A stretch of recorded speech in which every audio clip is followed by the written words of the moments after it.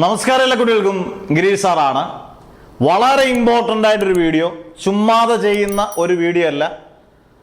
ഇന്നലത്തെ പ്ലസ് ടുവിൻ്റെ എക്സാം ഒരുപക്ഷെ വിദ്യാർത്ഥികളോടൊപ്പം ശരിക്കും വിഷമിച്ച അധ്യാപകർ ഒരുപാട് കാണും. അല്ലെങ്കിൽ നിങ്ങളെ മനസ്സ് നിറഞ്ഞ് പഠിപ്പിച്ച അധ്യാപകർ എല്ലാം തന്നെ ശരിക്കും വിഷമിച്ചിട്ടുണ്ട്. കാരണം ഇപ്പം നമ്മുടെ കേസിൽ തന്നെ ഓൺലൈനിൽ, ഓഫ്ലൈനിലെ കാര്യം നമ്മൾ ഓട്ടോമാറ്റിക്കായിട്ട് പഠിപ്പിക്കുന്ന ഓൺലൈനിൽ തന്നെ 2 മണിക്കൂർ കൊണ്ട് ഫുൾ ചാപ്റ്റേഴ്സ് റിവിഷൻ, ഈ 55 ഇമ്പോർട്ടൻറ്റ് ക്വസ്റ്റ്യൻസ്, 1 മാർക്കിൻ്റെ 100 ക്വസ്റ്റ്യൻസ്, എനിക്കൊന്ന് 10-25 ഷോർട്ട് വീഡിയോസ്. ഇതൊന്നും എളുപ്പമല്ല. നിങ്ങൾ നോക്കുമ്പോൾ ഇതെല്ലാം കഷ്ടപ്പെട്ടാണ് അധ്യാപകർ ഇടുന്നത്. അപ്പം നിങ്ങൾ കേൾക്കാനിരിക്കുന്ന ന്യൂസ് തന്നെയാണ്, സന്തോഷിക്കാനുള്ള ന്യൂസ് തന്നെയാണ് ഞാൻ പറയാൻ പോകുന്നത്. ഇത് നിങ്ങൾ സ്കിപ്പ് ചെയ്യാതെ കേൾക്കുക.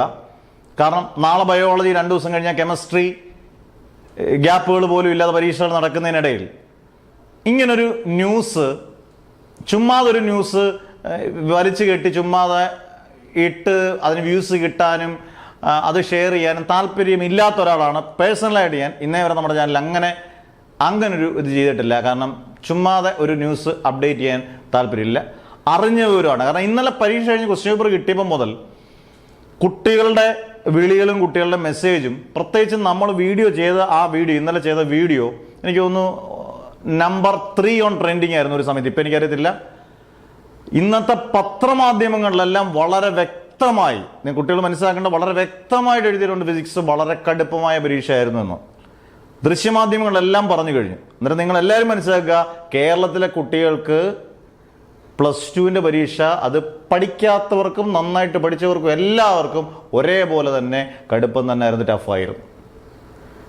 ഇന്നലെ ആ പരീക്ഷയ്ക്ക് ശേഷം തന്നെ എനിക്കറിയാവുന്ന സഹപ്രവർത്തകരായിട്ടുള്ള പല ജില്ലകളിലെ അധ്യാപകരുമായിട്ട് സംസാരിക്കുകയും, കാരണം വാല്യുവേഷനൊക്കെ ഇതിന് ശേഷമേ ഉള്ളൂ, സംസാരിക്കുകയൊക്കെ ചെയ്തപ്പം ഇത് ആദ്യമായിട്ടല്ല ഇങ്ങനൊരു പ്ലസ് ടുവിൻ്റെ ഫിസിക്സ്. ഒരു കാലത്ത് പ്ലസ് ടുവിൻ്റെ ഫിസിക്സ് ഒരു ഏറ്റവും ടഫായിട്ട് ചോദിക്കുന്ന ഒരു പേപ്പറായിട്ട് മാറിയ കാലമുണ്ടായിരുന്നു. വർഷങ്ങളോളം അടുപ്പിച്ച് ഏറ്റവും ടഫ് ഫിസിക്സ് മാത്രമായിരുന്നു.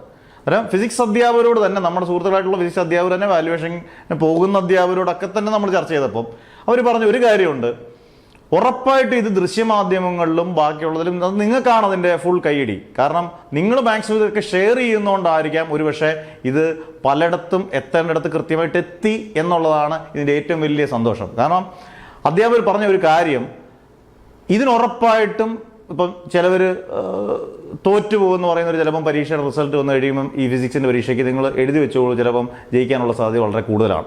ഒഫീഷ്യലായിട്ടുള്ള തീരുമാനമല്ല പറഞ്ഞത്. വാല്യുവേഷൻ അധ്യാപകർ ആ രീതിയിലാണ് പേപ്പർ നോക്കാൻ പോകുന്നത്. പല ക്വസ്റ്റ്യൻസിനും ചിലപ്പോൾ നിങ്ങൾ ക്വസ്റ്റ്യൻ അറ്റൻഡ് ചെയ്തിട്ടുണ്ടെങ്കിൽ ഉറപ്പായിട്ടും മാർക്കുകൾ കിട്ടാനുള്ള സാധ്യത വളരെ വളരെ വളരെ കൂടുതലാണ്. അന്നേരം നിങ്ങൾ പ്രതീക്ഷിക്കാത്ത മാർക്ക്, ചിലപ്പോൾ നമ്മൾ 40 മാർക്കിന് എഴുതിയിട്ടുള്ളൂ, ചിലപ്പോൾ 55 മാർക്ക് കിട്ടിയേക്കാം. നമ്മൾ ഒരുമാതിരി ക്വസ്റ്റ്യൻ എഴുതിയിട്ടുള്ളൂ, നമ്മൾ 12 മാർക്കിൻ്റെ എഴുതിയിട്ടുള്ളൂ, 10 മാർക്കിൻ്റെ എഴുതിയിട്ടുള്ളൂ, നമുക്ക് വരുമ്പോൾ 10, 25, 30 മാർക്ക് കിട്ടാം.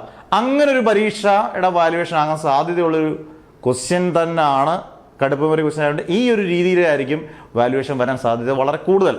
ഇത് ഒഫീഷ്യലായിട്ടൊക്കെ ഡിക്ലെയർ ചെയ്യുകയും കാര്യങ്ങളൊക്കെ ചെയ്യുമ്പോൾ ഞാൻ കൃത്യമായിട്ട് അപ്ഡേറ്റ് ചെയ്യും. എന്നാൽ പോലും അധ്യാപകർ എല്ലാവരുമായിട്ട് സംസാരിച്ചതിൻ്റെ അടിസ്ഥാനത്തിൽ മാത്രം ചെയ്യുന്ന വീഡിയോ ആണ്. അതുകൊണ്ട് ധൈര്യമായിട്ട് നിങ്ങൾക്ക് സന്തോഷിക്കാം. ഇനിയുള്ള പരീക്ഷകൾ നിങ്ങൾ ഗംഭീരമായിട്ട് നിങ്ങൾ പഠിച്ചെഴുതുക. കാരണം പരീക്ഷകളാണ്, നമുക്കൊന്നും പറയാൻ പറ്റത്തില്ല, പ്രവചിക്കാൻ പറ്റത്തില്ല. ഒരു അധ്യാപകന് പറയാൻ പറ്റുമോ ഞാൻ ഈ പഠിപ്പിക്കുന്ന ക്വസ്റ്റ്യൻസ് എല്ലാം വരും എന്ന്? അത് നാളെ ബയോളജി ആണെങ്കിലും എളുപ്പമാകട്ടെ എന്ന് നമുക്ക് പ്രാർത്ഥിക്കാം. കെമിസ്ട്രി ആയാലും മാത്സ് ആയാലും എല്ലാം. അന്നേരം ഫിസിക്സിൻ്റെ ഇതിൻ്റെ കാര്യത്തിൽ നിങ്ങൾ പേടിക്കേണ്ട ആവശ്യമില്ല. നിങ്ങൾക്ക് അനുകൂലമായ തീരുമാനങ്ങൾ എത്രയും പെട്ടെന്ന് തന്നെ അതെടുക്കും. നിങ്ങൾക്ക് നല്ല മാർക്കുകൾ കിട്ടും എന്നുള്ള കാര്യത്തിൽ നിസ്സംശയം പറയാം.